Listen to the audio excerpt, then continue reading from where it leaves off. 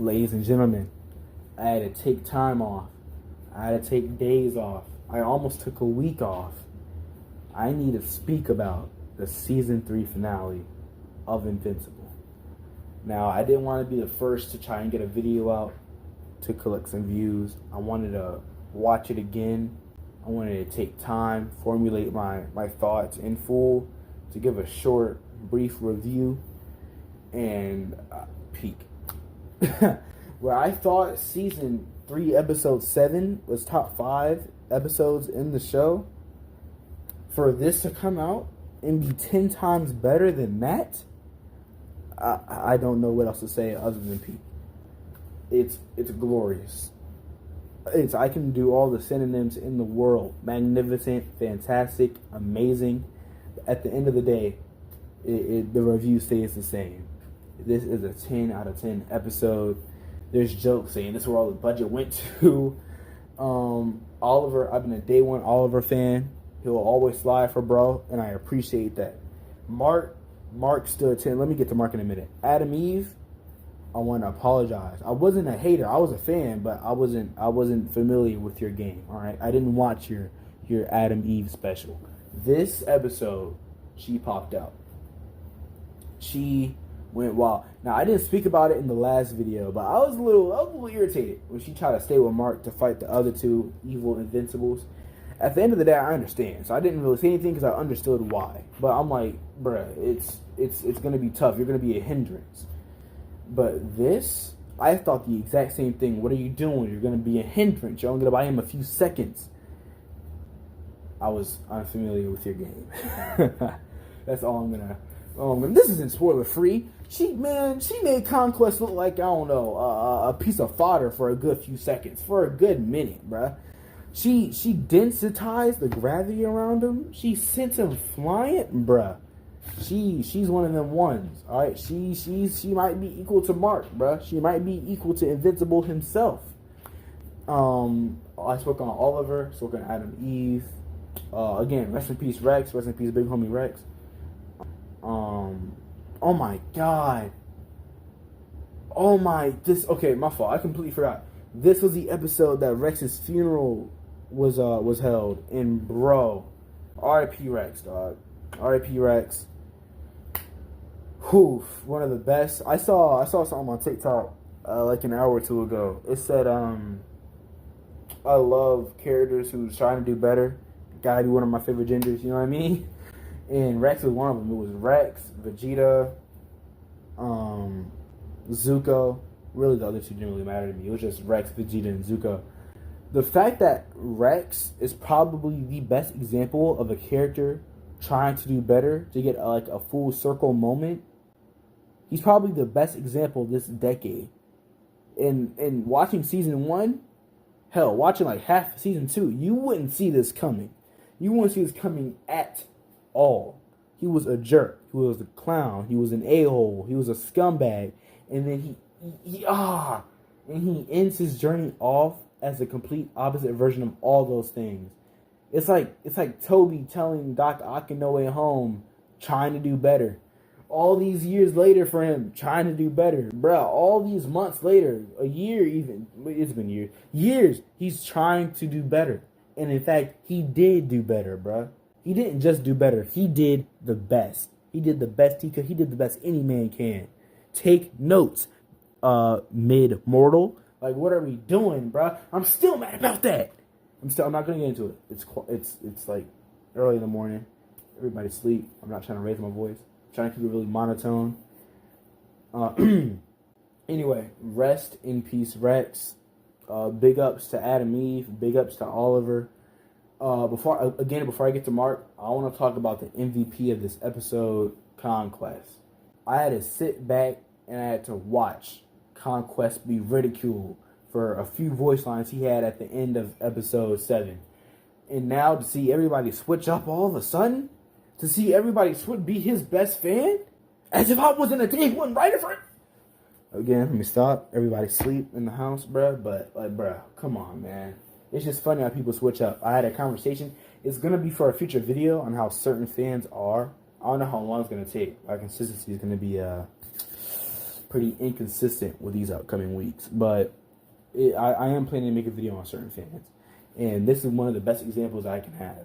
Because Conquest showed up and he did damage. I mean, voice acting wise, Jeffrey Dean Morgan stole the show. It was great to see the rematch between Negan and Glenn, bruh. And I'm happy to say Glenn got it back in blood.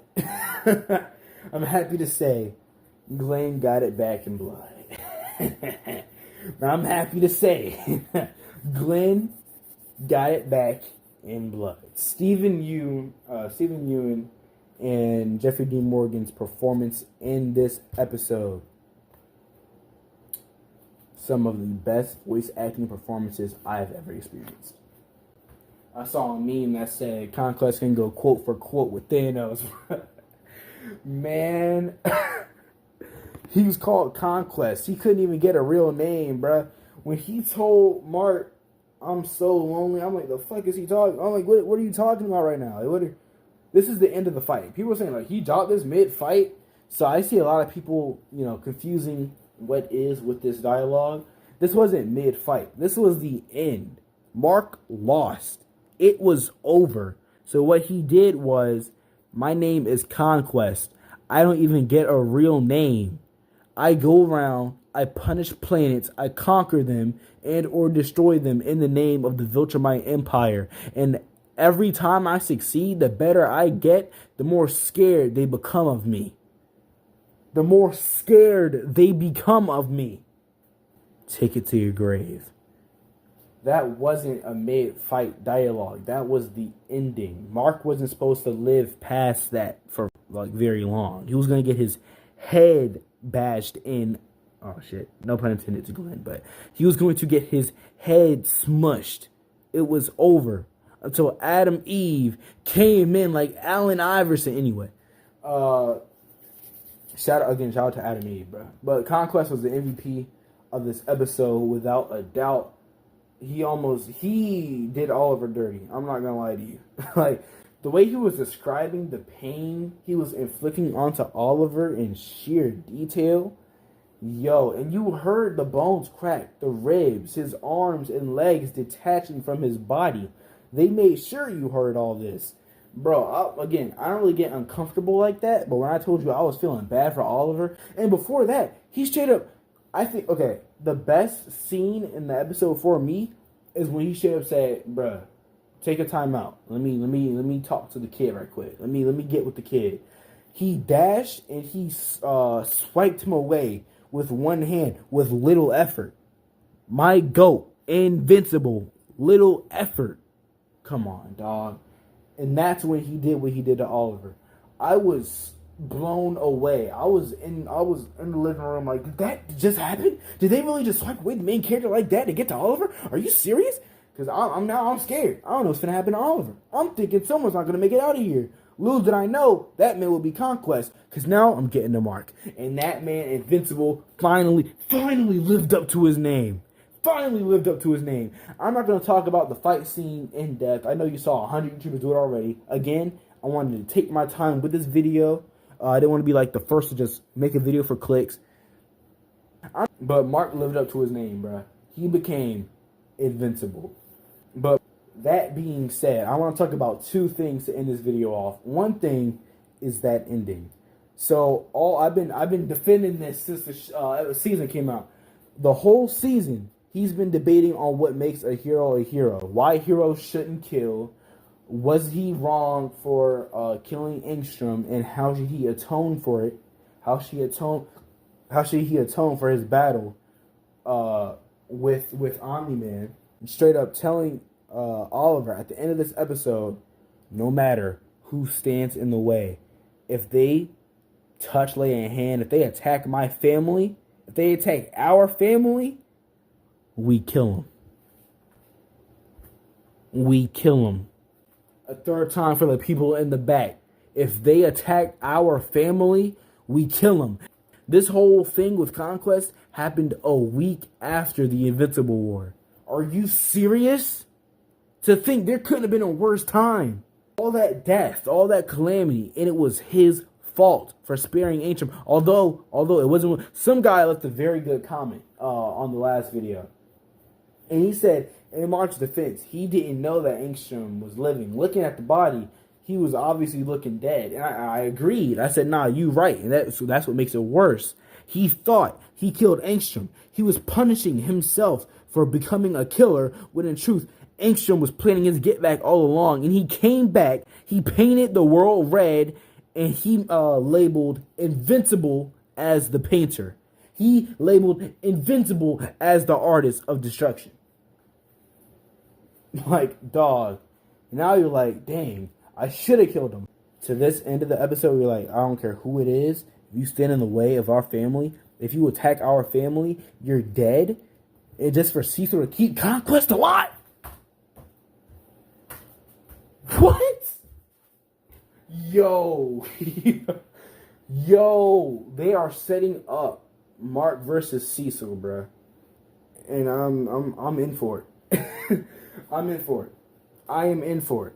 There's one complaint that I've been seeing online. It mainly comes from critiques. And I'm not trying to make this video any longer, so I'm going to just get into it really fast. The critiques are saying they don't really rock with this ending. Conquest is a villain who wasn't foreshadowed or spoken of, and he did all this important things to Mark, and it should have been someone that we should have been familiar with. And I'm like, are you serious? Are you actually like being for real right now? The Viltrumite invasion hasn't been foreshadowed since season 1. Are you serious? They were threatening on sending someone to Earth since season 2. Like, have they been asleep? Have they not been watching the show? The moment somebody finally shows up, like, and it wasn't the first time. Are we forgetting Anissa pulled up to Earth? What's his name? Krieg, something like that? Straight up said, bruh, look, we gonna send somebody to Earth, but like, we need you to get that locked down, all right? Prepare for our arrival. And what did Conquest say when he arrived? Prepare for our arrival, worm. Like, dog, word for word, bar for bar. What do you mean he wasn't foreshadowed? He said someone was coming, bruh. Get Earth locked down, or else we will. And Conquest should have said, I'm not here for the Viltrumite army. I'm not here to better your planet. I'm here for straight hands. I don't know why they sent me, but they told me to get this planet by any means possible. That's why I can't stand critiques. That's why most fans are opening their eyes to seeing, maybe these critiques aren't really critiques. And it's not all critiquers, you feel me? Like, I rock with some critiquers personally. It's not all of them. It's just the insatiable ones that think they're bigger than who they are. Anyway, it's been Servitor. This has been a peak finale. I am hyped for Season 4. I am hyped for Season 5. We've seen Conquest. Now give me thragg or give me death. Anyway, it's been Servitor. I'm out. Peace.